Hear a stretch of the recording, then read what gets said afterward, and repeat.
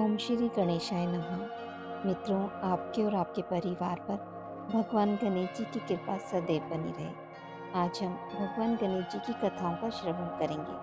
पहली कथा अनुसार एक समय की बात है कि विष्णु भगवान का विवाह लक्ष्मी जी के साथ निश्चित हो गया। विवाह की तैयारी होने लगी। सभी देवताओं को निमंत्रण भेजे गए, परंतु गणेश जी को निमंत्रण नहीं दिया। कारण जो भी रहा हो, अब भगवान विष्णु की बारात के जाने का समय आ गया। सभी देवता अपनी पत्नियों के साथ विवाह समारोह में आ गए। उन सब ने देखा कि गणेश जी कहीं दिखाई नहीं दे रहे हैं। तब वे आपस में चर्चा करने लगे कि क्या गणेश जी को नहीं न्योता है या स्वयं गणेश जी नहीं आए हैं। सभी को इस बात पर आश्चर्य होने लगा। तभी सबने विचार किया कि विष्णु भगवान से ही इसका कारण पूछा जाए। विष्णु भगवान के पूछने पर उन्होंने कहा कि हमने गणेश जी के पिता भोलेनाथ महादेव को न्योता भेजा है। यदि गणेश जी उनके पिता के साथ आना चाहते तो आ जाते। अलग से न्योता देने की कोई आवश्यकता भी नहीं थी। दूसरी बात यह है कि उनको 1.25 मन मूंग, 1.25 मन चावल, 1.25 मन घी और 1.25 मन लड्डू का भोजन दिन भर में चाहिए। यदि गणेश जी नहीं आएंगे तो कोई बात नहीं। दूसरे के घर जाकर इतना सारा खाना पीना अच्छा भी नहीं लगता। इतनी वार्ता कर ही रहे थे कि किसी एक ने सुझाव दिया, यदि गणेश जी आ भी जाएं तो उनको द्वार पर बनाकर बैठा देंगे कि आप घर का ध्यान रखना। आप तो चूहे पर बैठकर धीरे धीरे चलोगे तो बारात से पीछे रह जाओगे। यह सुझाव भी सबको पसंद आ गया, तो विष्णु भगवान ने भी अपनी सहमति दे दी। होना क्या था, इतने में गणेश जी वहां आ पहुंचे और उन्हें समझा बुझाकर घर की रखवाली करने बैठा दिया। बारात चल दी। तब नारद जी ने देखा कि गणेश जी तो दरवाजे पर ही बैठे हुए हैं, तो वे गणेश जी के पास गए और रुकने का कारण पूछा। गणेश जी कहने लगे कि विष्णु भगवान ने मेरा बहुत अपमान किया है। नारद जी ने कहा कि आप अपनी मूषक सेना को आगे भेज दें तो वह रास्ता खोद देगी, जिससे उनके वाहन धरती में धंस जाएंगे। तब आपको सम्मान पूर्वक बुलाना पड़ेगा। अब तो गणेश जी ने अपनी मूषक सेना आगे भेज दी और मूषक सेना ने जमीन पौली कर दी।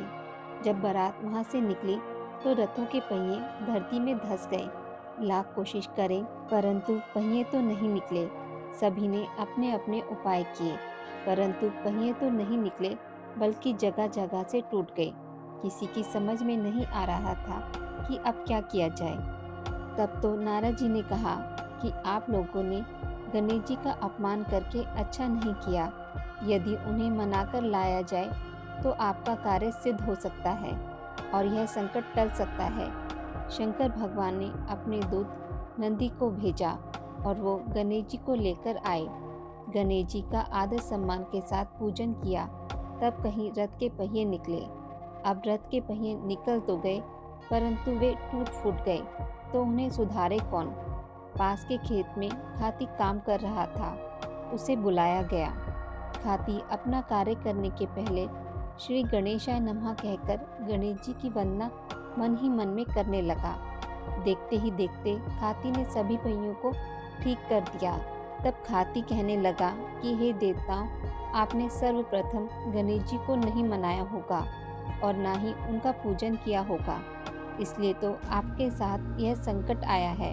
हम तो मूर्ख अज्ञानी हैं, फिर भी पहले गणेश जी को पूजते हैं, उनका ध्यान करते हैं। आप लोग तो देवतागण हैं, फिर भी आप गणेश जी को कैसे भूल गए। अब आप लोग भगवान श्री गणेश जी की जय बोलकर जाएं, तो आपके सब काम बन जाएंगे और कोई संकट भी नहीं आएगा। ऐसा कहते हुए बारात वहां से चल दी और विष्णु भगवान का लक्ष्मी जी के साथ विवाह संपन्न करा के सभी सकुशल घर लौट आए। दूसरी कथा अनुसार एक बुढ़िया थी। वह बहुत ही गरीब और अंधी थी। उसके एक बेटा और एक बहू थे। वह बुढ़िया सदैव गणेश जी की पूजा किया करती थी। एक दिन गणेश जी प्रकट होकर उस बुढ़िया से बोले, बुढ़िया माँ, तू जो चाहे सो मांग ले। बुढ़िया बोली, मुझे तो मांगना नहीं आता, कैसे और क्या मांगूं। तब गणेश जी बोले, अपने बेटे बहू से पूछकर मांग ले। तब बुढ़िया अपने बेटे बहू से कहा, गणेश जी कहते हैं तू कुछ मांग ले, बता मैं क्या मांगूं? पुत्र ने कहा, माँ तू धन मांग ले। बहू से पूछा तो बहू ने कहा, नाती मांग ले। तब बुढ़िया ने सोचा कि ये तो अपने अपने मतलब की बात कह रहे हैं। अतः बुढ़िया ने अपनी पड़ोसिनों से पूछा तो उन्होंने कहा, बुढ़िया तू तो थोड़े दिन जिएगी, क्यों तू धन मांगे और क्यों तू नाती मांगे? तू तो अपनी आंखों की रोशनी मांग ले, जिससे तेरी जिंदगी आराम से कट जाए। सभी लोगों से बात करने के बाद बुढ़िया माई गन्नी जी से बोली, यदि आप प्रसन्न हैं तो मुझे 9 करोड़ की माया दे, निरोगी काया दे, अमर सुहाग दे और अंत में मोक्ष दे। यह सुनकर तब गणेश जी बोले, बुढ़िया माँ तूने तो हमें ठग लिया, फिर भी जो तुमने मांगा है वचन के अनुसार सब तुझे मिलेगा। और यह कहकर गणेश जी अंतर ध्यान हो गए। उधर बुढ़िया माँ ने जो कुछ मांगा वह सब कुछ मिल गया। गणेश जी महाराज, जैसे आपने बुढ़िया माँ को सब कुछ दिया वैसे सबको देना। तीसरी कथा अनुसार एक गांव में एक विधवा अपनी बहू के साथ रहती थी। उसकी बहू मंद बुद्धि थी, जो अपनी भूख बर्दाश्त नहीं कर पाती थी और हमेशा खाने के लिए उतारू रहती थी। वह सबसे पहले उठकर खाना खाती थी, फिर घर के बाकी काम किया करती थी। एक दिन विधवा ने अपने घर में पूजा करवाने का सोचा, लेकिन वह थोड़ी परेशान थी, क्योंकि उसकी बहू अगली सुबह उठते ही खाना खाने के लिए दौड़ेगी और पूजा के लिए बनाए गए पकवान को झूठा कर देगी। अपनी बहू को पूजा के लिए बनाए गए पकवान से दूर रखने के लिए विधवा ने एक तरीका निकाला। पूजा वाली सुबह उसने एक मटका लिया और उसके नीचे एक छेद कर दिया और अपनी बहू से बोली कि आज पूजा है, इसलिए खाना खाने से पहले पानी भर के ले आओ।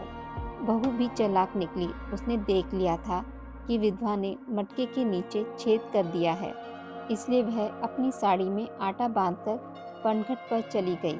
वहां उसने आटा निकाला और कुएं के पानी की मदद से बाटियां बनाने लग गई। कुएं के पास ही एक शमशान घाट था, जहां चिता जलाई जा रही थी। बहू ने उसकी आंच में अपनी बाटियां सेक ली। उसकी बाटियां सूखी थी तो वह पास में ही गणेश जी के मंदिर चली गई, जहां गणेश जी को किसी ने चोला चढ़ाया हुआ था। उसने देखा कि गणेश जी की तौंद पर घी लगा हुआ है।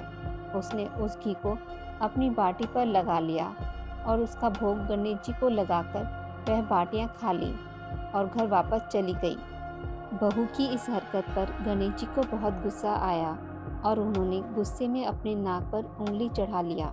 जब गांव वालों ने देखा कि गणेश जी ने अपने नाक के ऊपर उंगली चढ़ा लिया है तो उन्हें मनाने लगे। बहुत कोशिश करने के बाद भी गणेश जी नहीं माने। उन्होंने अपनी उंगली नाक से नहीं उतारी। जब यह बात राजा को पता चली तो राजा ने बड़े बड़े पंडितों और ज्योतिषियों को बुलाया और हवन करवाया, लेकिन गणेश जी फिर भी नहीं माने। सब बहुत चिंतित हुए। राजा ने पूरे गांव में यह ऐलान करवा दिया कि जो भी इंसान गणेश जी की नाक पर से उंगली हटाने में सफल होगा उसे इनाम के तौर पर 5 गांव दिए जाएंगे। गांव के सभी लोग गणेश जी को मनाने में लग गए, लेकिन गणेश जी माने ही नहीं और अपनी उंगली चढ़ाए रखे। अंत में विधवा की बहू बोली कि अगर सब उसे आज्ञा दे तो वह गणेश जी की उंगली हटा सकती है। उसकी बात सुनकर विधवा हंसने लगी और बोली कि जब बड़े बड़े विद्वान कुछ नहीं कर पाए तो वह कैसे गणेश जी को मना पाएगी। किसी ने बोला कि जब सब लोगों को मौका दिया है तो उसे भी एक मौका मिलना चाहिए। फिर सभी लोग बहू को एक मौका देने के लिए मान गए, लेकिन बहू ने एक शर्त रखी।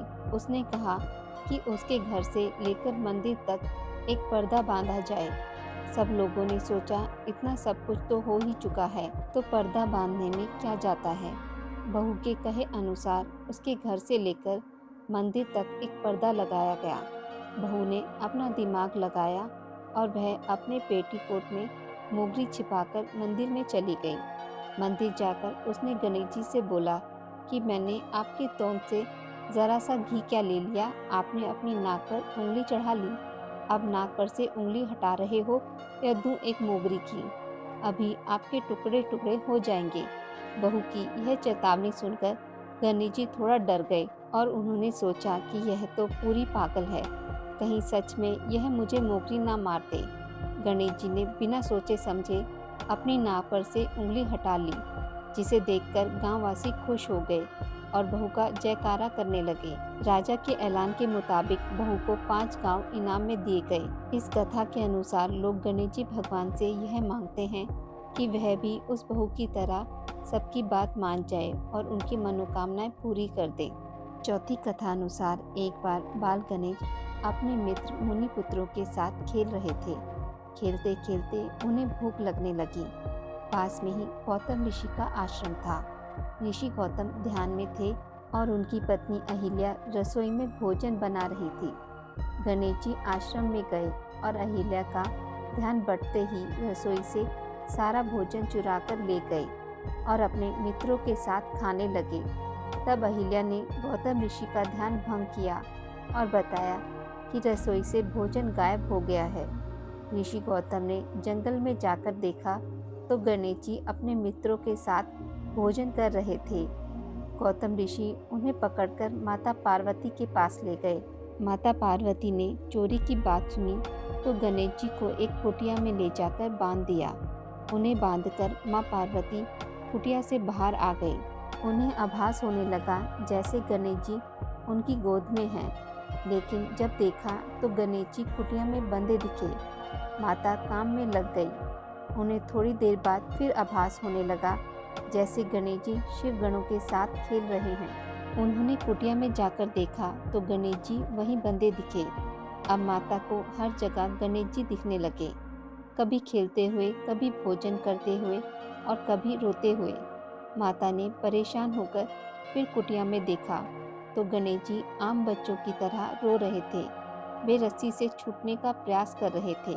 माता को उन पर अधिक स्नेह आया और दयावश उन्होंने उन्हें मुक्त कर दिया। पांचवी कथा अनुसार एक बार भगवान शिव के मन में एक बड़े यज्ञ के अनुष्ठान का विचार आया। विचार आते ही वे शीघ्र यज्ञ प्रारंभ करने की तैयारियों में जुट गए। सारे गणों को यज्ञ अनुष्ठान की अलग अलग जिम्मेदारियां सौंप दी गई। सबसे बड़ा काम था सारे देवताओं को यज्ञ में आमंत्रित करना। आमंत्रण भेजने के लिए पात्र व्यक्ति का चुनाव किया जाना था, जो समय रहते सभी लोकों में जाकर वहां के देवताओं को ससम्मान निमंत्रण दे आए। ऐसे में किसी ऐसे व्यक्ति का चयन किया जाना था जो तेजी से जाकर ये काम कर दे। लेकिन भगवान शिव को ये भी डर था कि कहीं आमंत्रण देने की जल्दी में देवताओं का अपमान न हो जाए, इसलिए उन्होंने इस काम के लिए गणेश जी का चयन किया। गणेश जी बुद्धि और विवेक के देवता हैं। वे जल्दबाजी में भी कोई गलती नहीं करेंगे। ये सोचकर शिव जी ने गणपति जी को बुलाया और उन्हें समस्त देवी देवताओं को आमंत्रित करने का काम सौंपा। गणेश जी ने इस काम को सहर्ष स्वीकार किया, लेकिन उनके साथ समस्या यह थी कि उनका वाहन चूहा था, जो बहुत तेजी से चल नहीं सकता था।